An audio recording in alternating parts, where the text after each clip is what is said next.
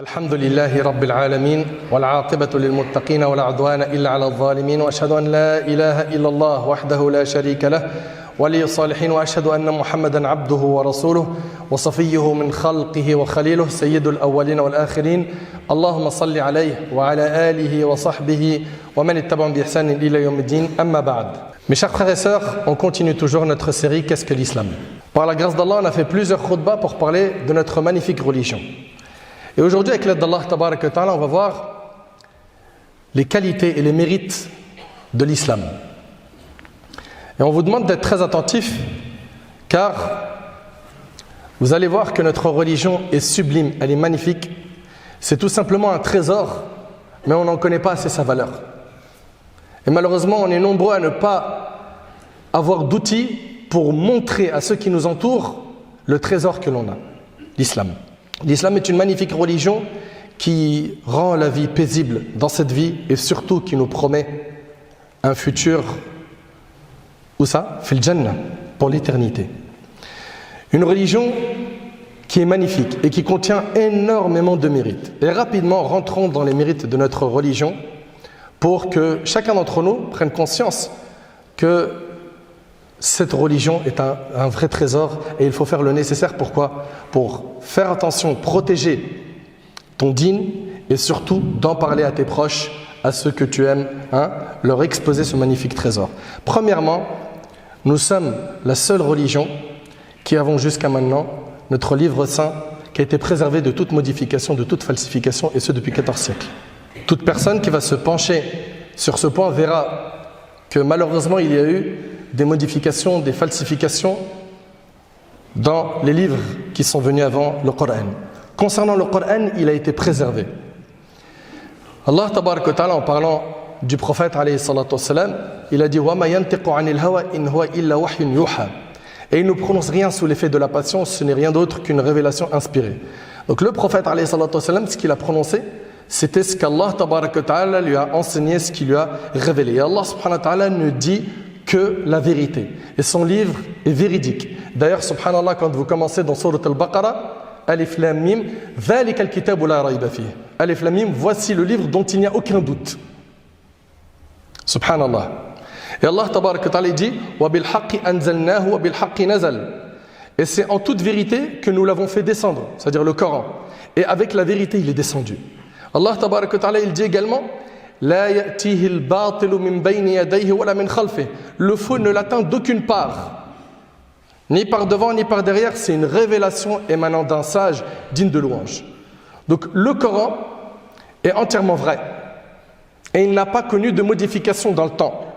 Dans le hadith rapporté par l'imam al-Bukhari, Abu Hurayra radiyallahu anhu, il rapporte que le prophète sallallahu alayhi wa sallam a dit chaque prophète a reçu des signes, donc des miracles, grâce auxquels les gens ont cru en lui. Moi, j'ai reçu la révélation divine qu'Allah m'a inspirée. J'espère donc être le prophète qui aura le plus de fidèles au jour de la résurrection. Regardez ici, le prophète il dit quoi? Moi, j'ai reçu la révélation divine qu'Allah m'a inspirée. Et le prophète alayhi salatu wassalam, dans un hadith rapporté par l'imam Abu Daoud, le compagnon était en train d'écrire et il a arrêté d'écrire. Ça c'est à la fin du hadith.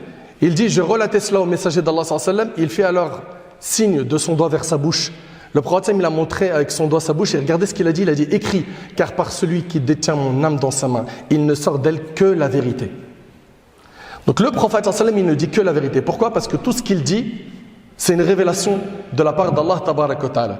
Tout ce qu'il enseigne n'est quoi qu'une révélation de la part d'Allah. Et notre religion est véridique et notre religion n'a pas été touchée, n'a pas connu de falsification dans l'histoire.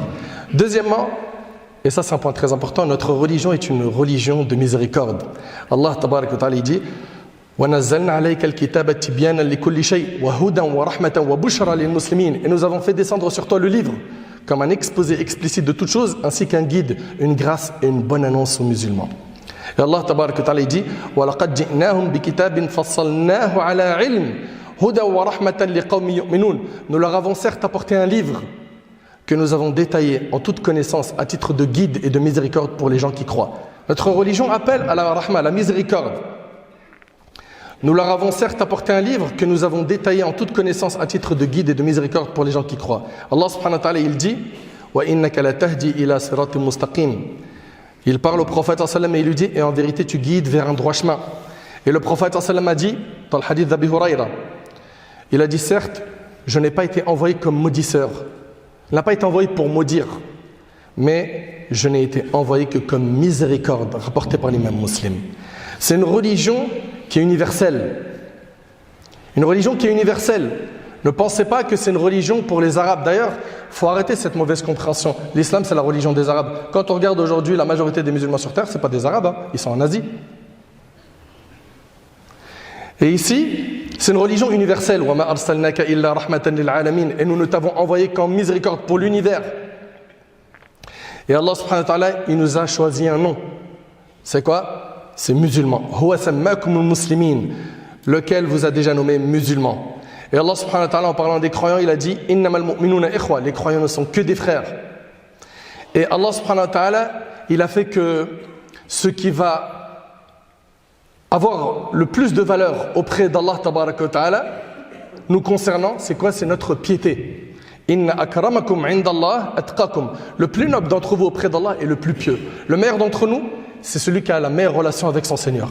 Ne pensez pas que le meilleur, c'est celui qui a plus d'argent, plus de visibilité sur le net, dans les réseaux sociaux, ou bien le plus de contacts. Non, le meilleur d'entre nous, c'est qui? C'est le plus pieux. Et d'ailleurs, d'après Jabir ibn Abdullah, le prophète sallallahu alayhi wa sallam a dit: ô vous les gens, certes votre Seigneur est unique, et certes votre Père est unique. Notre Père à tous, c'est Adam.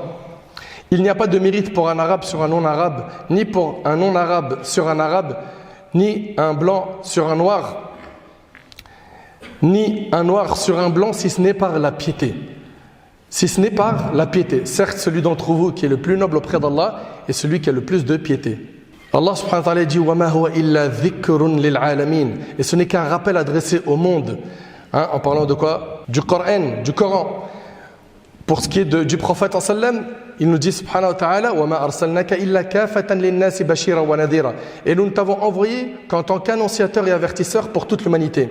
Et le prophète sallam a dit, les prophètes étaient envoyés vers leur peuple de façon spécifique. Et j'ai été envoyé vers les humains de façon générale, rapporté par l'imam al-Bukhari selon Jabir. Et le prophète sallam a dit, j'ai été envoyé à toute la création. À toute la création, rapporté par Muslim sur Abu Huraira. Une religion qui est détaillée, qui prend en compte tous les aspects de la vie, qui détaille tout. Allah subhanahu wa ta'ala il dit وَهُوَ الَّذِي أَنزَلَ إِلَيْكُمُ الْكِتَابَ مُفَصَّلًا. C'est lui qui a fait descendre vers vous ce livre bien exposé, le Coran. وَنَزَّلْنَا عَلَيْكَ الْكِتَابَ تِبْيَانًا لِكُلِّ شَيْءٍ. Et nous avons fait descendre sur toi le livre, le Coran, comme un exposé explicite de toutes choses. Et le prophète sallam a dit dans le hadith d'Ibn Mas'ud qui est rapporté par Abu Bakr al-Haddad, certes il n'y a rien qui vous rapproche du paradis sans que je vous l'ai ordonné. Et il n'y a rien qui vous rapproche de l'enfer sans que je vous l'ai interdit. Notre religion est donc complète. L'islam est une religion qui est facile. Allah subhanahu wa ta'ala il nous dit yuridu Allahu bikumul yusr wa la yuridu bikumul usr. Allah veut pour vous la facilité, il ne veut pas pour vous la difficulté. Allah subhanahu wa ta'ala nous dit également yuridu Allahu ay yukhaffif ankum. Allah veut vous alléger les obligations. Allah subhanahu wa ta'ala dit wa ma ja'ala alaykum fi ad-din min haraj. Il ne vous a imposé aucune gêne dans la religion. Notre religion est donc quoi? Facile, accessible. Mais pourquoi certains la voient comme étant dure? Parce qu'ils l'ignorent. Ils ne l'ont pas étudiée. Mais plus tu vas étudier la religion, plus tu verras que c'est facile. Et le prophète a dit, j'ai été envoyé avec la religion pure et harmonieuse, rapportée par Ahmed selon Abu Umama. Et Aïcha radiallahu anha, l'épouse du prophète a dit, chaque fois qu'on a laissé au messager de Dieu, sallallahu alayhi wa sallam, le choix entre deux solutions, il en prenait toujours la plus facile, tant qu'il ne s'agissait pas d'un péché. Quand il avait le choix entre deux choses, il choisissait tout le temps la plus facile, tant que ce n'était pas un péché. Quand c'était un péché, il en était le plus éloigné, c'est rapporté par Bukhari et Muslim.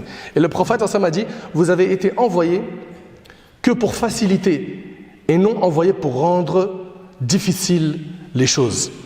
Vous avez été envoyé pour rendre faciles les choses et pas pour les rendre dures. Et c'est rapporté par le Bukhari selon Abu Huraira. Une religion qui nous demande de souder les obligations et d'augmenter dans le bien.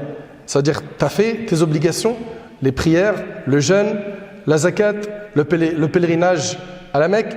Tu as fait ça? Très bien. Maintenant, rajoute, fais des œuvres surrogatoires. Allah subhanahu wa ta'ala nous dit que mon serviteur ne se rapproche pas de moi par une chose que j'aime plus que les actes obligatoires. La chose qu'Allah il aime le plus, c'est les actes obligatoires. Et il dit à la suite, mon serviteur ne cesse de se rapprocher de moi par les actes surrogatoires, donc qui ne sont pas obligatoires, jusqu'à ce que je l'aime. Notre religion est une religion qui est souple. et qui ouvre plein de portes à toute personne qui est confrontée à une difficulté.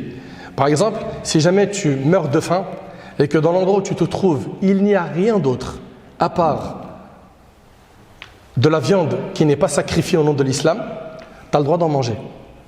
Pourquoi? Parce que tu es dans un cas de nécessité. Écoutez attentivement s'il vous plaît. Écoutez bien. Si jamais quelqu'un parmi nous se retrouve dans une nécessité, c'est-à-dire c'est soit il mange ça, soit il boit ça, qui n'est pas licite pour lui, soit il risque de quoi? De mettre fin à sa vie. La religion te dit quoi? Te dit comme tu es contraint, tu as le droit de consommer cette nourriture ou cette boisson qui est illicite. Parce que tu es sous la contrainte. D'accord? Tu es dans la nécessité. Allah subhanahu wa ta'ala il nous dit إنما حرم عليكم الميتة والدم ولحم الخنزير وما أهل به لغير الله فمن اضطر غير باغ ولا عاد فلا إثم عليه إن الله غفور رحيم. Il vous interdit uniquement de consommer la bête morte, le sang, la viande de porc et les bêtes sur lesquelles on a invoqué autre qu'Allah. Celui qui se trouve contraint d'en consommer sans toutefois abuser, c'est-à-dire sans le vouloir, sans nécessité, ni transgresser, ne commet aucun péché. D'ailleurs, dans l'école de l'imam Malik, c'est quelqu'un qui est sous la contrainte et il va mourir de faim s'il ne mange pas de tel aliment qui n'est pas licite dans notre religion. Non seulement il a le droit d'en manger, mais il a même le droit de se rassasier et d'en prendre avec lui pour la route. On ne sait jamais s'il ne trouve pas quelque chose à manger un peu plus loin. Dès lors qu'il a autre chose de licite à manger, il doit abandonner ce qui est illicite. Au niveau des pratiques religieuses, pareil, on fait selon nos capacités. Allah subhanahu wa ta'ala dit fattaqullah mastata'tum, craignez Allah autant que vous pouvez. Allah subhanahu wa ta'ala a dit walillahi 'ala an-nasi hajjul bayti man istata'a ilayhi sabila. Et c'est un devoir envers Allah pour les gens qui ont les moyens d'aller faire le pèlerinage à la maison. Et un compagnon, il souffrait d'hémorroïdes. Il en a fait part au prophète sallam sur la manière de prier. Et le prophète sallam lui a dit prie debout. Si tu ne peux pas, prie assis. Si tu ne peux pas, prie sur le côté. Couché sur le côté. Et ça, c'est pour des cas de force majeure. C'est-à-dire si quelqu'un il est malade et il n'arrive pas à prier debout, c'est arrivé peut-être pour certains parmi vous de sortir du bloc opératoire. Tu as fait une opération. Quand tu sors, tu es allongé, tu ne peux pas te mettre debout pour prier. Là, tu as le droit de prier en étant allongé. On voit en fait, subhanallah, que la religion, elle nous trouve tout le temps des solutions. Donc voilà, ici, tu pries debout si tu ne peux pas, tu pries assis si tu ne peux pas, tu pries couché. Le prophète sallam a dit, lorsque je vous interdis une chose, éloignez-vous-en. Et ce que je vous ordonne, accomplissez-le dans la mesure du possible. Notre religion, en voyage, elle va nous faciliter le voyage en réduisant les prières de 4 à 2. Il est recommandé de faire quoi? Qasr, c'est-à-dire de prier une prière qui est de 4 unités à 2 unités. Allah subhanahu wa ta'ala dit وَإِذَا ضَرَبْتُمْ فِي الْأَرْضِ فَلَيْسَ عَلَيْكُمْ جُنَاحٌ أَن تَقْصُرُوا مِنَ الصَّلَاةِ. Et quand vous parcourez la terre, ce n'est pas un péché pour vous de raccourcir la prière. Pour celui qui jeûne, si jamais il est touché par une maladie ou il est dans un voyage, Allah subhanahu wa ta'ala lui autorise de quoi? De manger, de ne pas jeûner et de rattraper ces jours-là plus tard. فَمَنْ كَانَ مِنْكُمْ مَرِيضًا أَوْ عَلَى سَفَرٍ فَعِدَّةٌ مِنْ أَيَّامٍ أُخَرَ. Quiconque d'entre vous est malade ou en voyage devra jeûner un nombre égal d'autres jours. Le prophète sallam a dit Allah ne tiendra pas compte des péchés de ma communauté qu'elle commettra par erreur, oubli ou sous la contrainte. Par miséricorde, Allah subhanahu wa ta'ala a pardonné à cette communauté l'erreur, c'est-à-dire les péchés commis involontairement. Ok? L'oubli, notamment d'oublier d'accomplir ses obligations. Quelqu'un qui a commencé une activité et il a oublié de faire la prière. Il n'a pas de péché, même si la prière elle est sortie de son temps. C'est un oubli. Mais par contre, il devra rattraper cette prière dès qu'il s'en rappelle. Toutefois, lorsqu'on s'en rappelle de cette obligation, on doit obligatoirement la rattraper. Il aura également pardonné les péchés et autres méfaits accomplis sous la contrainte. Quelqu'un qui te contraint à faire un péché, tu n'as pas de péché sous la contrainte. Succinctement, on a pu voir quelques mérites de notre religion et on a parlé, bifadlillah, par la grâce d'Allah, dans les autres khutbahs, de l'islam et le juste milieu de l'islam et la propreté de l'islam et l'environnement, de l'islam et la justice, d'islam et le comportement. Et on va continuer, Inch'Allah. On a encore pas mal de choses à rappeler à nos frères et à faire découvrir à ceux qui nous entourent, nos concitoyens. Qu'Allah tabaraka wa ta'ala m'accorde ainsi qu'à vous une bonne compréhension de notre religion.